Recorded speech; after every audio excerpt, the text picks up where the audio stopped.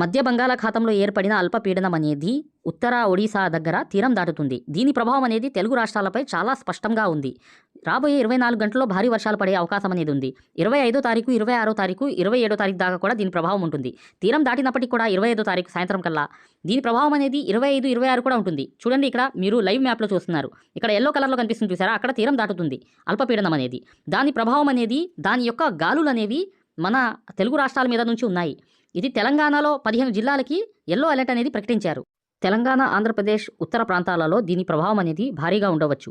దానికన్నా ఇంకో విషయం ఏంటంటే, ఇక్కడ లైవ్ మ్యాప్లో చూడండి, ఇక్కడ తీరం దాటుతుంది చూసారు కదా ఒడిశా దగ్గర. ఇక్కడ చూడండి, ఇక్కడ డాట్ అనేది కనిపిస్తుంది చూసారా, అక్కడ తీరం దాటుతుంది అల్పపీడనం అనేది. అది తీరం దాటినప్పటికీ కూడా దాని పీడనం వల్ల ఈ వర్షాలు అనేవి మనకి ఈ 2 రోజులు ఉంటాయన్నమాట ఖచ్చితంగా. దీని ప్రభావంతో అల్పపీడనం ప్రభావం అనేది పైనుంచి ఉత్తర ఆంధ్ర నుంచి మరియు తెలంగాణ, అంటే ఇవి 2 ఒకే దగ్గరలో ఉంటాయి. ఉత్తరాంధ్ర కన్నా తెలంగాణ కొంచెం హైట్లో ఉంటుంది, కొంచెం లైట్గా.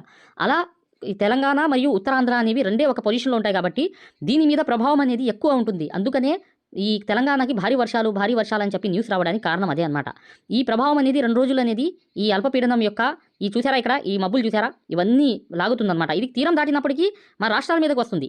దాని రావడం వల్ల వర్షాలు అనేవి కురుస్తాయి అనమాట. దాని ప్రభావం తగ్గడానికి ఒక 48 గంటలు పడుతుంది కాబట్టి అప్పుడు వర్షాలు అనేవి మెల్లిమెల్లిగా తగ్గుతూ కొన్ని చోట్ల భారీ వర్షాలు, కొన్ని చోట్ల జల్లులు అలా పడుతూ మెల్లిమెల్లిగా ఈ వాతావరణం అనేది తగ్గిపోతుంది. ఈ 48 గంటలు అంటే 25, 26, 27 తారీఖు దాకా దీని ప్రభావం అనేది తెలుగు రాష్ట్రాలపై స్పష్టంగా ఉంటుంది. ఆ దేవుడి యొక్క శాంతి శుభాలు మీపై ఎల్లప్పుడూ కురవాలని చెప్పి కోరుకుంటూ నెక్స్ట్ వీడియోలో కలుద్దాం.